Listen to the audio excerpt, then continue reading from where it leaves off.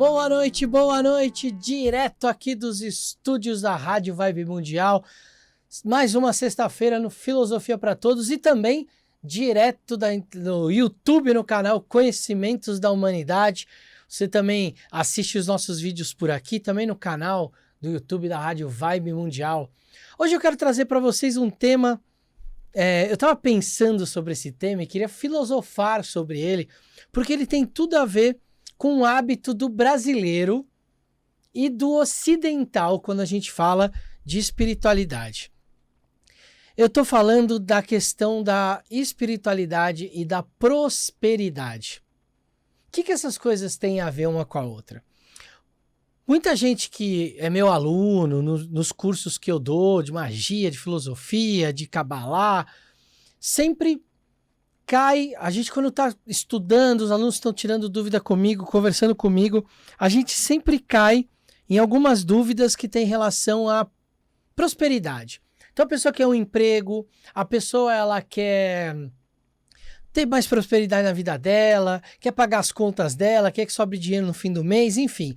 As pessoas estão sempre pedindo esse tipo de coisa de uma forma ou de outra. Se você já foi no terreiro, já ouviu o pessoal no terreiro pedindo ali para as entidades também, saúde, amor, dinheiro, prosperidade, emprego, isso sempre é algo que aparece recorrentemente nas magias ou nos pedidos. E não é algo novo.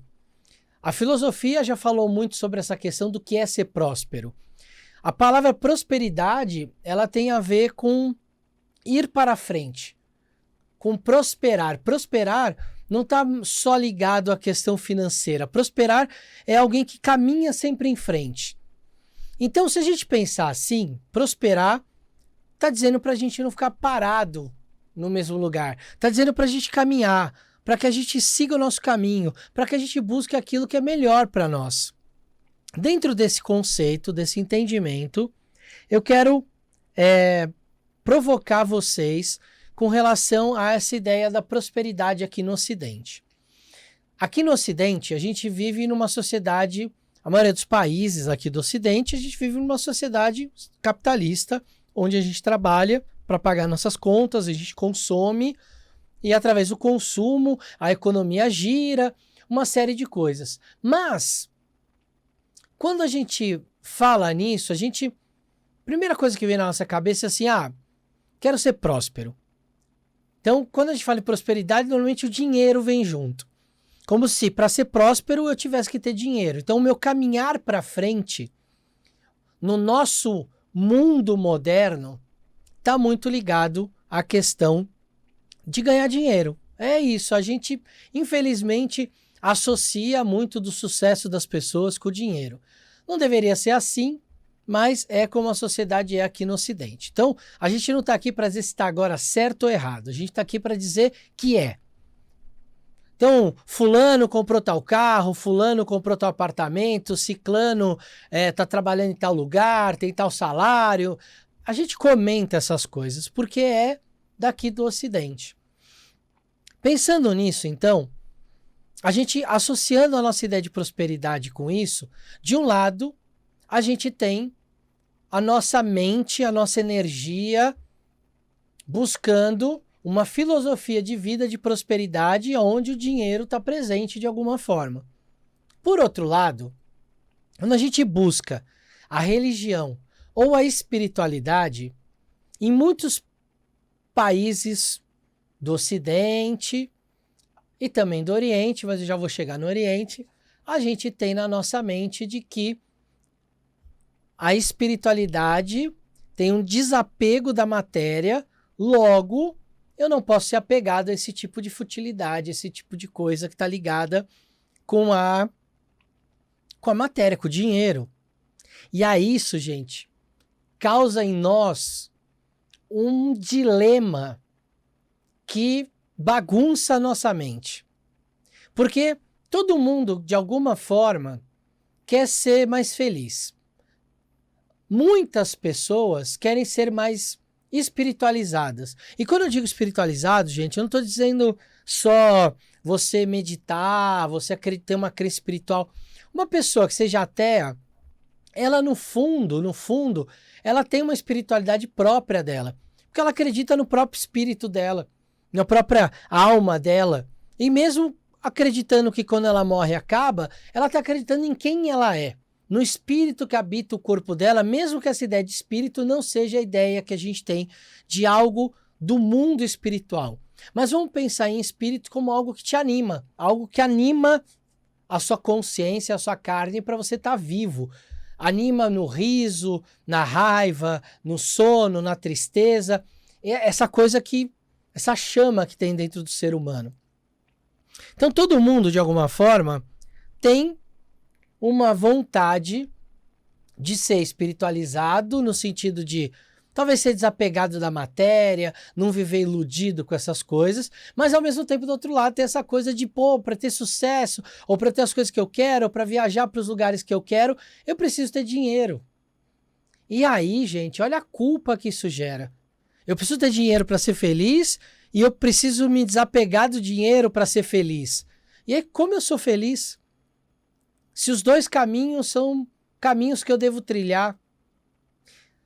Quando a gente olha para o Brasil, mais especificamente, a gente tem uma maioria da população católica. Ainda, né? Mas a gente tem muitos evangélicos e a maioria desses evangélicos vem de um seio católico. Existe dentro desse catolicismo e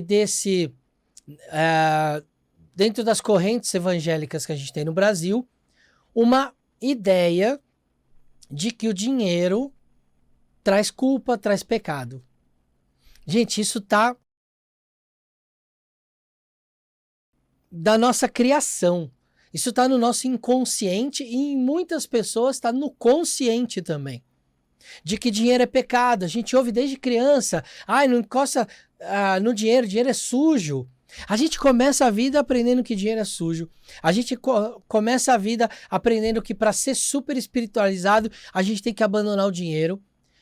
Quando chega ali a década de 60 do século 20, com o movimento New Age e com aquele monte de vertentes e filosofias do Oriente vindo para cá, começou-se também a acreditar, além dessa ideia do catolicismo, de que se livrar da matéria, se livrar do dinheiro é o melhor caminho. Como, por exemplo, vertentes como é o hinduísmo, que vive, né, os sadhus, os homens santos, que vivem desprovidos de qualquer bem, então são considerados homens santos. Essa ideia veio para o Ocidente. E aí, juntando com essa ideia do cristianismo, da culpa de ter, do cristianismo mais católico, da culpa de ter coisas, a gente vive numa sociedade em que as pessoas associam pessoas espiritualizadas e iluminadas com pessoas que de alguma forma se livraram de todos os seus bens. Só que eu estive na Índia e a sociedade indiana, ela é toda voltada para fornecer para essas pessoas que são santas, que abandonaram essa vida de ter que trabalhar, de precisar trabalhar. Toda essa sociedade faz doações para essas pessoas. E eu estou falando de milhões de pessoas. Eu não estou falando de desabrigados como a gente tem aqui no Brasil. Eu estou falando de milhões de pessoas que são consideradas santas de algum jeito, que cuidam de um templo, que cuidam de algum tipo de vivência, que tem toda uma sociedade construída para que essas pessoas não passem fome e tenham a sua vida santa. Aqui no Ocidente a gente não tem sociedades construídas desse jeito. E com exceção de alguns países que adotaram religiões protestantes, como por exemplo o luteranismo, que não vê pecado no lucro, por exemplo, e esses países que tiveram essas colonizações desse tipo de religião, como por exemplo os Estados Unidos, lá não se tem tanto essa ideia de que quando você é abnegado ou você abandona os bens materiais, aí você é santo. Lá não se tem muito essa ideia, mas aqui no Brasil, na Espanha, em Portugal, na França, em países muito católicos, essa ideia ela impregnou. E aí, de novo, qual que é o problema disso? A gente vive um dilema, porque a gente vive uma sociedade que exige que a gente tenha e a gente vive uma espiritualidade que exige que para ser santo e iluminado a gente não tenha. Só que o próprio budismo não prega isso, de ter e não ter. O budismo diz para a gente ter o que é necessário e para a gente não se apegar ao que a gente tem. Porque aquilo estraga, apodrece, acaba. E aí se você está apegado àquilo, talvez com o apodrecimento daquilo, com o estrago que aquilo tenha, você está largando um pedaço da sua alma naquilo que está indo embora. O que eu quero propor aqui para vocês? Primeiro, não entender que ser próspero, ter sucesso na vida, ter sucesso na carreira, o que quer que seja o que você entende que seja sucesso. Ter sucesso não é sinônimo de não ser espiritualmente trabalhado, vamos dizer assim. Não vou nem dizer desenvolvido, porque eu não gosto dessa palavra. Mas as pessoas que eu conheço que trabalharam mais profundamente o seu autoconhecimento são as pessoas que equilibraram muito bem vários aspectos da sua vida, dentre eles o profissional, e ganharam dinheiro. E são pessoas prósperas, são pessoas que têm boas carreiras, moram num lugar que elas gostam, têm lá um carro que elas gostam, viajam para os lugares que elas gostam, e elas têm completa noção de que elas possuem essas coisas momentaneamente e que não essas coisas as possuem. O carro, a viagem, a profissão não as possuem. Elas não são possuídas por isso. É o contrário, elas possuem aquilo por um momento e elas não têm a ilusão de que aquilo é duradouro. Elas sabem que aquilo ali é uma ferramenta de conforto, de algo para que a vida delas seja menos sofrida. Porque vamos combinar, na sociedade que a gente vive, não ter dinheiro é muito sofrido. Não ter dinheiro faz com que muitas pessoas não tenham oportunidade na vida. Nascer em famílias economicamente com problemas econômicos, famílias pobres, famílias que sempre tiveram esses problemas, essas pessoas raramente têm oportunidades. Agora, quem tem dinheiro, quem vem de famílias abastadas, estuda em bons colégios, boas faculdades, faz bons contatos e consegue bons empregos. E aí parece que a sociedade vive em torno disso, quando na verdade a nossa espiritualidade não deveria depender disso. Ou a gente não deveria olhar para alguém que tem sucesso e achar que o fato da pessoa ter uma abundância ou ter um sucesso é sinal de que ela não é espiritualizada. Eu vou trazer duas provocações aqui. A primeira é olhar a natureza, que seria a criação divina, e ver o quanto a natureza é abundante por natureza, o quanto ela é simbolicamente abundante, em todos os aspectos dela. E aí, quando você olha que a criação divina é abundante, por que que a minha vida espiritual não deve ser abundante? Deve ser. Desde que eu não tenha apego àquelas coisas. Segunda provocação. Observem em algumas religiões, principalmente religiões, tá, gente? Mas isso não é só em religiões. Também acontece em ordem iniciática, em filosofias, enfim. Mas perceba que algumas religiões é colocado é quase como imposto que se você for pobre, se você não tiver dinheiro, é quase como aquilo é uma bênção para você participar daquela religião.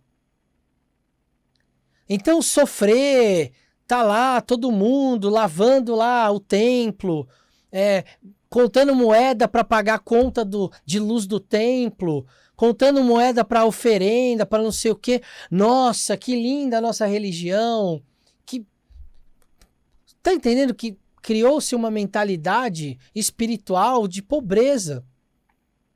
E a não ser que você seja um franciscano que vai fazer um voto de pobreza, e um dia eu ainda vou falar sobre os votos, da onde vem os votos de pobreza, castidade, que não tem nada a ver com o que a gente tá vendo hoje, Mas o voto de pobreza tinha muito mais a ver com você entregar seus bens para o lugar onde você estava, para que ele fosse dividido e para que todo mundo pudesse usufruir daquilo. Ser pobre não é considerado dentro desses lugares como, não vou trabalhar, não vou ganhar dinheiro, dinheiro é do mal, dinheiro é do demônio. Não é isso. Então, a minha provocação é, se a sua espiritualidade não está te trazendo prosperidade, repensa onde você está. Se a sua mentalidade está sendo colocada em torno de que você tem que ser pobre para ser espiritualizado e feliz, pensa um pouco se é isso mesmo que você quer. Vou deixar vocês com essas reflexões. Sexta-feira que vem estaremos aqui de novo no Filosofia para Todos, ou aqui no Conhecimentos da Humanidade, filosofando e provocando um pouco de pensamento. Vocês não precisam acreditar em gurus de turbante, indianos, pobres, para achar que só eles são espiritualizados. Eles também podem ser, mas qualquer pessoa que pratique um autoconhecimento e que seja coerente com a sua crença espiritual é uma pessoa espiritualizada. Pensa nisso. Um beijo no seu coração e a gente se vê semana que vem.